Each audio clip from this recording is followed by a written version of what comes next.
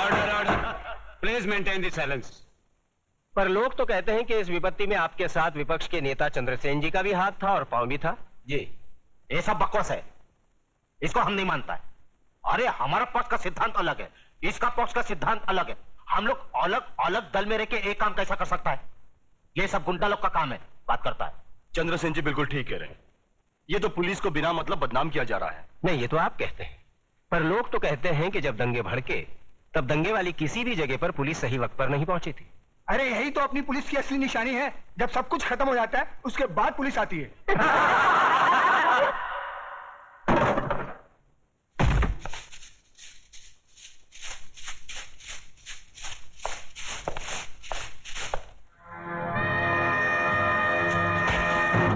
यही तो रोना है कि लोग हमें गलत समझते हैं, हमारी योजनाएं लोगों की समझ में नहीं आती।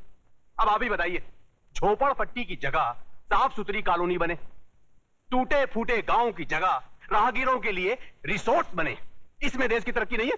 बोलिए। पर लोग तो कहते हैं इसमें आपकी तरक्की ज्यादा होती है, सारा धन आप सब लोग मिलकर बटोर लेते हैं और डकार तक नहीं लेते।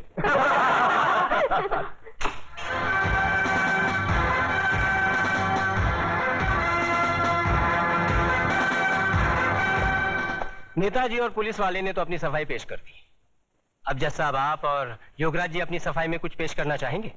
ऐसे मामलों में लोग अगर कानून के रखवालों पर शक करने लगे तो फिर सफाई में कुछ कहना क्या? देखिए, हम ठहरे व्यापारी लोग, हम अपने धंधे में गुंडों का साथ नहीं लेते। गुंडों का साथ आजकल कौन नहीं लेता योगराज जी? अब तो माफिया वाले भी राजनीति में उतर आए हैं और आजकल नेता लोग भी अपने क्रिमिनल रिकॉर्ड की बुनियाद पर ही चुने जाते हैं। क्यों देशमुख जी, आप तो नेता बनने से पहले दमन से चांदी की स्मगलिंग किया करते थे। देखिए देखिए, ये मुझ पर झूठा बेकार का इल्जाम लगाया गया है।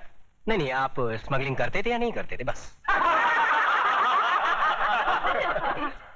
वैसे मैं भी इस बात को नहीं मानता, क्योंकि हर बड़े नेता को बदनाम करने के लिए लोग कुछ भी बोलते हैं। क्यों चंद्रसेन जी? एकदम सच बोलता है। आपके हर सवाल का मैं एक ही जवाब दूंगा कि अगर जनता की नजर में हम गुनहगार हैं तो फिर जनता खामोश क्यों है? बोलिए, क्यों हमें पिछले 15 साल से इस राज्य में चुनाव जिता रही है? जज साहब, हम पर लगाए गए सारे इल्जाम बेबुनियाद हैं। हमारी सफाई में मेरा यही जवाब है। अब फैसला आपके और जनता के हाथ में है, सुनाइए। अरे असली अदालत आज तक हमारे खिलाफ फैसला नहीं सुना सकी तो ये जनता की अदालत क्या खास सुनाएगी? देशमुख, तुम कभी कभी सच बोलता है।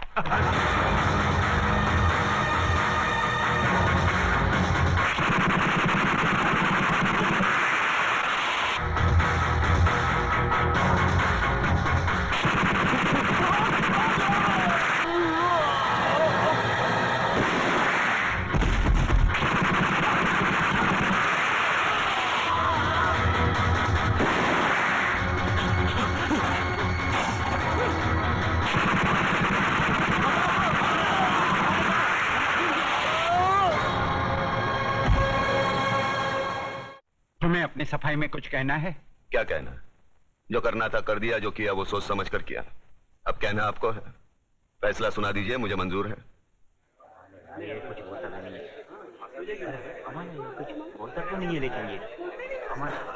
Order order. आज न्यायमूर्ति श्री विश्वनाथ सिंह ने अदालत में मंत्री श्री बबन राव देशमुख, विपक्ष के नेता श्री चंद्रसेन आजाद, न्यायमूर्ति श्री हुकम अली जाबिर, इंस्पेक्टर सत्यवादी दुबे, प्रख्यात बिल्डर योगराज और कुख्यात सरगना चतुर सिंह चिता के कातिल प्रताप नारायण तिलक को फांसी की सजा सुनाई।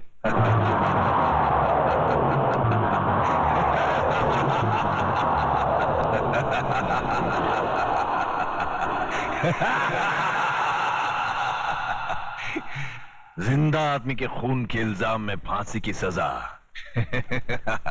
देखा पकिया, हमें तो माता के आशीर्वाद और बुलेट प्रूफ जैकेट ने बचा लिया, मगर वो हराम का कानून की मौत नहीं, चतुर सिंह चिता की दी हुई मौत से मरेगा।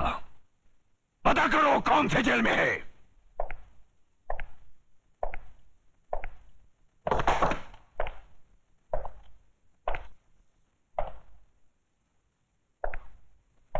प्रताप, तुम्हारी फांसी का दिन मुकर्रर हो गया है। अगर कोई आखिरी ख्वाहिश है तो बता दो, वो भी पूरी कर दी जाएगी। यहां ऐसे घुटन सी होती है। मैं इन चार दीवारियों में मरना नहीं चाहता। मुझे वहीं फांसी दे दो, क्रांति मैदान में, सबके सामने, जहां से इस देश में क्रांति की शुरुआत हुई थी। यहां ऐसे मरो तो जरा ज्यादा मरो, इतना सा मरने से क्या फायदा। सर, प्रताप से कोई मिलने आया है, मिलने दो।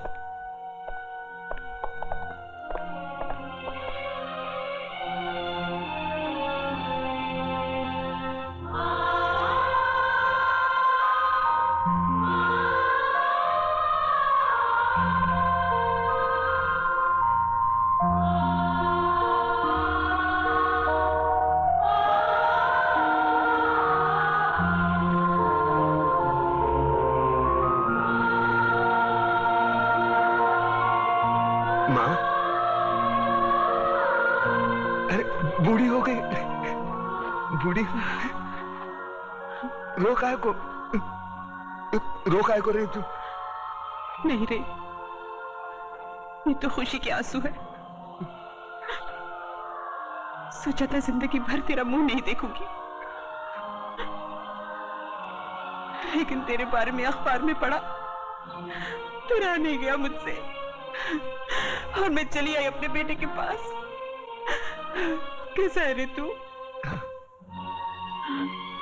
बेटा, आज तूने तिलक खानदान के नाम पर सचमुच यश का तिलक लगा दिया।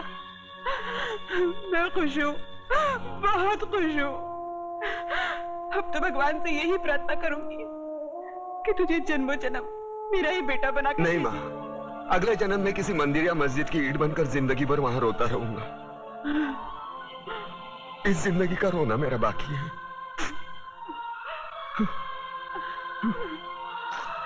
दुख सिर्फ इस बात का है, मैं तेरे लिए कुछ कर नहीं सका।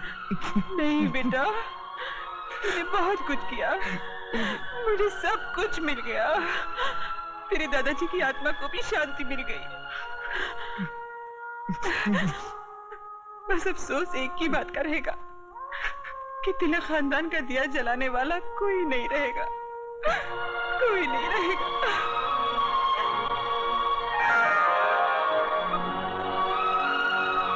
ये देख, अपनी बहू के लिए रखे थे, लेकिन अब तो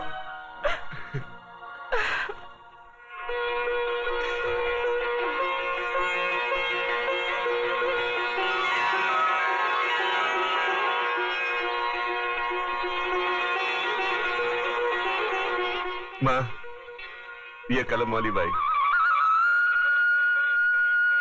मेघा लिखती है, एक दिन के लिए हमारे खानदान की बहू बनेगी। सोच ले।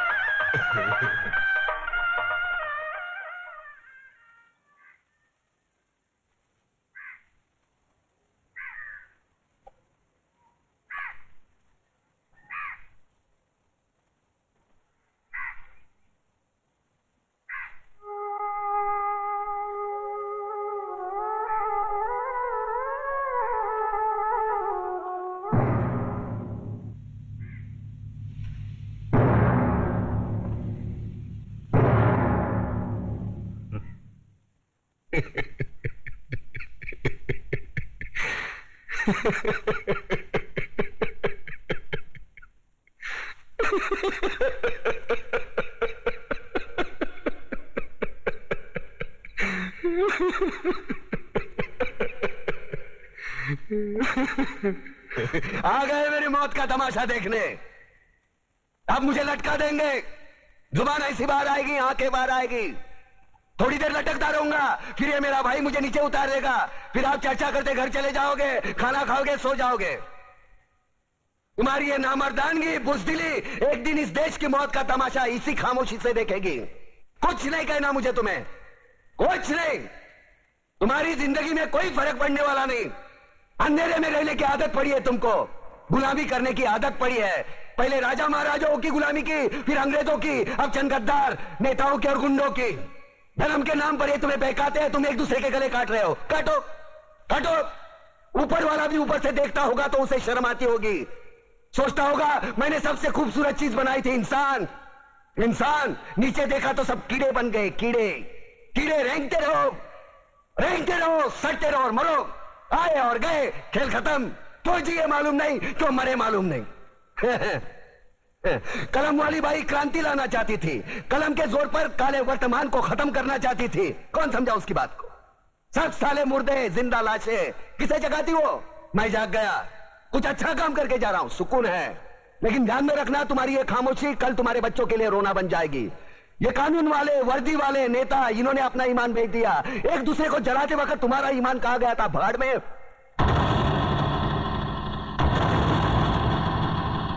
ये पिस्सू जैसा हमारा पड़ोसी मुल्क आने वाले कल में शायद अपने आप को दुनिया के नक्शे पर देख नहीं पाएगा। एक बात भूल रहा है, उनके घर में जो रोटी बनती है ना, उसका आटा भी विदेशी चक्की से पीस के आता है। साले अपने खुद के देश में सुई नहीं बना सकते और हमारे देश को तोड़ने का सपना देखते हैं। वो ये सपना देख सकते हैं क्योंकि उन्हें मालूम है ये मुर्दों का देश है। वतन के लिए किसी को कोई हमदर्दी नहीं है। इसे तोड़ना बिल्कुल आसान है। मैं हिंदू, मैं मुसलमान, मैं सिख, मैं फलाना, मैं ढिमका। एक लाठी को तो कोई भी तोड़ सकता है, लेकिन लाठी के भारे को तोड़ना मुश्किल है। मैंने बचपन में पढ़ा था, स्कूल में, तीसरी में। मैं क्यों समझा रहा हूं तुमको? क्यों समझा रहा हूं? पागल हूं मैं? भूसा भरा पड़ा है मेरे दिमाग में। क्यों बातें कर रहा हूं इन पत्थरों से? हंसो हंसो, खुशियां मनाओ। क्रांति की राह पर एक और कुत्ते की मौत मरने जा रहा है, कल कोई और मरेगा। हमें क्या? हम इसी तरह जीते रहेंगे, है ना? जियो भाई जियो, जैसे चाहिए वैसे जियो। मैं हिजड़े की जिंदगी जीना नहीं चाहता। ए ला, चल चल ला।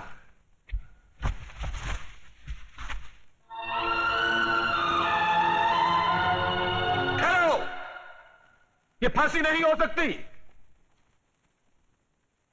उन देशद्रोहियों के खिलाफ जो सरकार को सबूत मिले हैं, उससे साबित होता है कि प्रताप ने उनको मारकर देश का उद्धार किया है। इसलिए भारत के राष्ट्रपति ने उसकी सजा माफ कर दी। ये रहे उसके कागजात।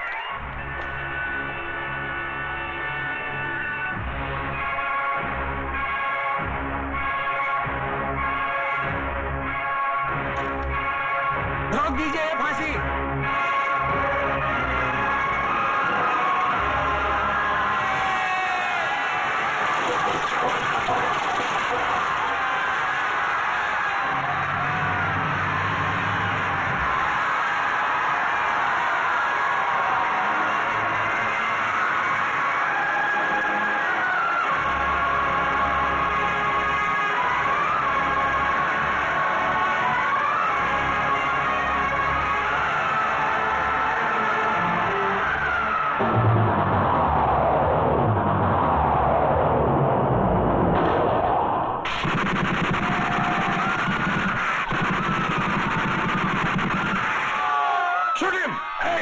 कमिश्नर, लाशों के ढेर बिछा दूंगा अगर हमारे बीच में आया तो।